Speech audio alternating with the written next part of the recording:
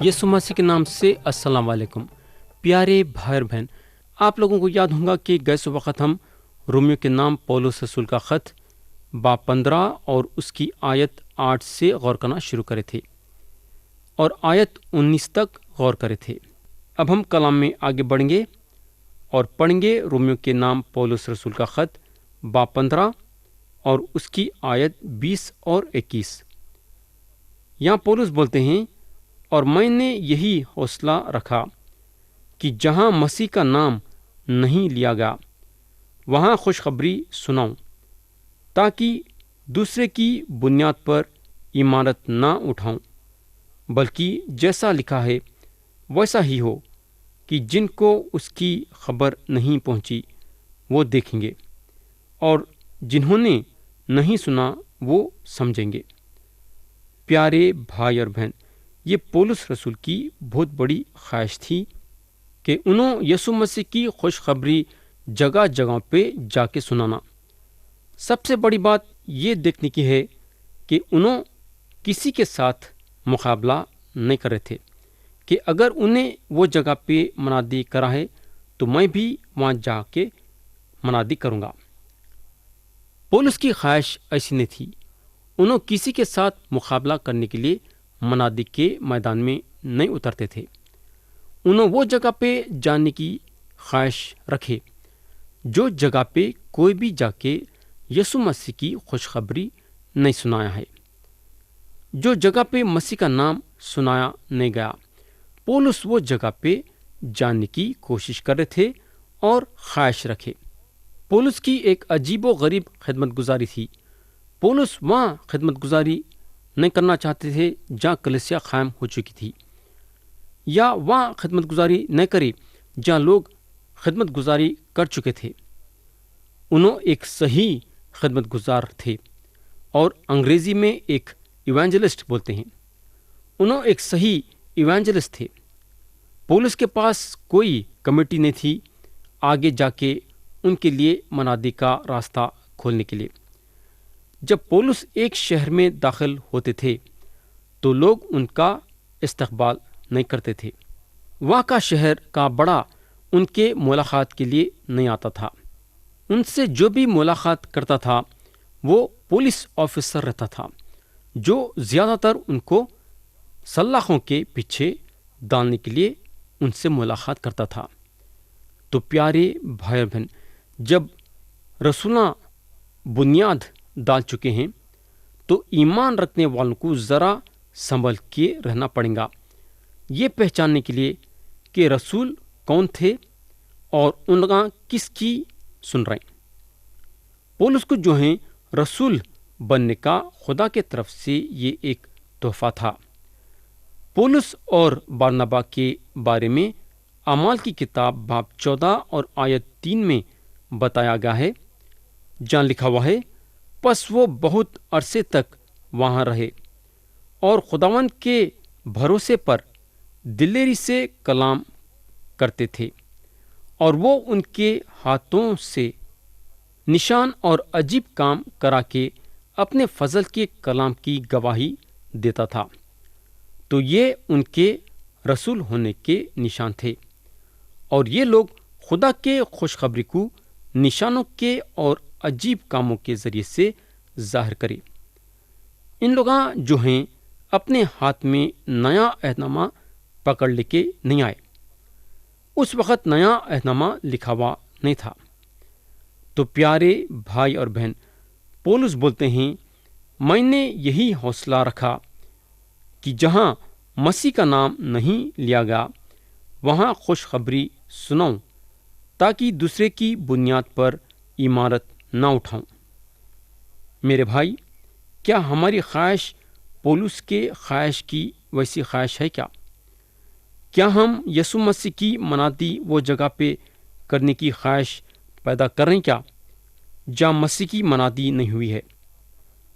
ہو سکتا ہے کہ آپ اپنے رشتہ داروں کو نہیں سنائے ہوں گے۔ ہو سکتا ہے کہ آپ جہاں رہتے وہ علاقے میں مسیح کی خوشخبری کو نہیں سنائے ہوں گے۔ ہو سکتا ہے کہ آپ اپنے جگری دوست کو یسوع مسیح کی خوشخبری نہیں سنائے ہوں گے۔ میرے بھائی، مسیح کی خوشخبری نہیں سنانا گناہ ہے۔ خدا آپ کے خوشخبری سنانے کے ذریعے سے لوگوں کو اپنے سچائی میں لینا چاہتا ہے۔ یسوع مسیح کی خوشخبری سنانا ہمارا فرض ہے۔ کئی لوگ یسوع مسیح کی خوشخبری نہیں سنے ہیں اور ہم کو ان تک پہنچنا ہے۔ میرے دوست، اس سے بڑیا بات نہیں ہے کہ آپ یسوع مسیح کی خوشخبری سنائیں اور لوگ یسوع مسیح پہ ایمان لائے۔ آیت 22 پڑھیں گے۔ یہاں پولس بولتے ہیں، اسی لیے میں تمہارے پاس آنے سے بار بار رکا رہا۔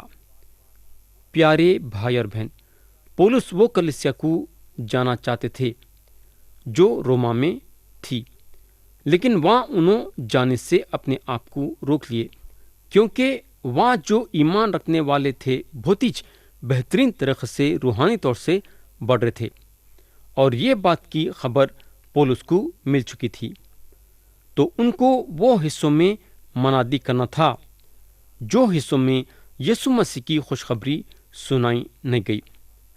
پولس کا یہ خیال تھا کہ جب روما کی کلیسیا روحانی طور سے اتنا اچھا بڑھ رہی ہے تو کیوں نہیں انہوں روما کو جانے کے بجائے وہ جگہوں پہ جانا جہاں یسوع مسیح کی منادی نہیں ہوئی ہے۔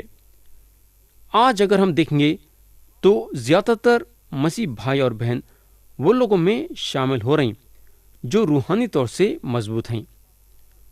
یہ ایک اچھی بات ہے، مگر مسیح بھائی اور بہن کو اس بات کا بھی خیال کرنا ہے کہ ان کو وہ جگہوں پہ بھی جانا ہے جہاں یسوع مسیح کی منادی نہیں ہوئی ہے۔ اگر ہم اپنے آپ کو ایمان رکھنے والوں میں شامل کر لیں گے تو وہ لوگوں کے پاس یسوع مسیح کی خوشخبری کون سنائیں گا جو یسوع مسیح کی خوشخبری نہیں سنے ہیں۔ آیت 23 اور 24 پڑھیں گے۔ مگر چونکہ مجھ کو اب ان ملکوں میں جگہ باقی نہیں رہی اور بہت برسوں سے تمہارے پاس آنے کا مشتاق بھی ہوں، اس لیے جب اسفانیہ کو جاؤں گا تو تمہارے پاس ہوتا ہوا جاؤں گا، کیونکہ مجھے امید ہے کہ اس سفر میں تم سے ملوں گا، اور جب تمہاری صحبت سے کسی قدر میرا جی بھر جائے گا تو تم مجھے اس طرف روانہ کر دو گے۔ تو میرے بھائی، پولس یہاں صاف صاف ظاہر کرتے ہیں کہ انہوں اور بھی جگہوں پہ یسوع مسیح کی خوشخبری کو لے کے جانا چاہتے ہیں۔ اور ایک چیز یہاں اگر ہم غور کریں گے تو پولس یہاں ایک عجیب سی بات کرتے ہیں۔ انہوں بولتے ہیں، چنانچہ مجھ کو اب ان ملکوں میں جگہ باقی نہیں رہی۔ پیارے بھائی اور بہن، یہاں چند سوال پیدا ہوتے ہیں۔ کیا انہوں یہ بول رہے تھے کہ جس جگہ پہ انہوں تھے اب وہ جگہ میں کوئی موقع نہیں ہے منادی کرنے کا؟ کیا ان کے لیے سارے دروازے بند ہو چکے تھے؟ کیا سب کے سب نجات حاصل کر لیے تھے؟ کیا وہ علاقے کا ایک ایک حصے میں مسیح کی خوشخبری پہنچ گئی تھی؟ پیارے بھائی بہن، ہم کو معلوم ہونا چاہیے کہ پولس اور جو لوگ گواہ تھے وفادار تھے، اور یسوع مسیح کی خوشخبری وہ علاقے کے ہر ایک حصے میں پہنچائی گئی تھی۔ خدا کا کلام باہر نکل چکا تھا۔ لوقا بولتے ہیں دونوں یعنی کہ یہودیاں اور غیر قوم کے لوگاں یسوع مسیح کی خوشخبری کو سن چکے تھے، مگر اس کا مطلب یہ نہیں ہے کہ جتنے بھی لوگاں سنے سب کے سب یسوع مسیح پہ ایمان لائے۔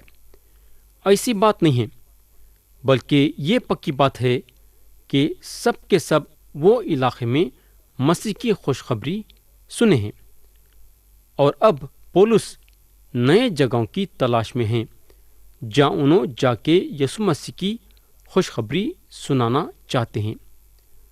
انہوں بولتے ہیں، اس لیے جب اسفانیہ کو جاؤں گا تو تمہارے پاس ہوتا ہوا جاؤں گا۔ دوسرے الفاظوں میں روما ان کا سفر نہیں تھا، انہوں اسفانیہ کو جانا چاہتے تھے۔ اسفانیہ یعنی کہ اسپین کو جانا چاہتے تھے۔ پولس روما کے ایک حصے سے نکل کے روما کے دوسرے حصے میں जाना चाहते थे। उन्होंने बोलते हैं, क्योंकि मुझे उम्मीद है कि उस सफ़र में तुमसे मिलूंगा। अब सवाल ये पैदा होता है कि क्या पौलुस कभी इस्पानिया यानी कि स्पेन को गए क्या? हमारे पास इसका कोई रिकॉर्ड नहीं है। ना तो हमारे पास उनके वो सफ़र का रिकॉर्ड है जहाँ उन्होंने इलोरिकुम को गए। लोगों का ये ख्याल है कि पौलुस स्पेन को गए और रोमा के बाकी के इलाकों को भी गए जहाँ मसीह की मनादी नहीं हुई थी। अब हम आयत 25 और 26 पढ़ेंगे। लेकिन बिलफैल तो मुक़द्दसों की खिदमत करने के लिए यरूशलेम को जाता हूँ, क्योंकि मकिदुनिया और अखया के लोग यरूशलेम के गरीब मुक़द्दसों के लिए कुछ चंदा करने को रजामंद हुए। प्यारे भाई और बहन, गरीब मुक़द्दसों को तोहफा पहुँचाने के लिए उन्होंने यरूशलेम को जाना चाहते थे और उन्होंने अपने हाथों से वो तोहफा देना चाहते थे, यानी कि चंदा देना चाहते थे। मगर अब सवाल ये पैदा होता है कि अपने खुद के हाथों से उन्होंने चंदा क्यों देना चाहते थे? क्योंकि उन्होंने अपने हाथों से यरूशलेम की कलीसिया का एक ज़माने में नुकसान करे।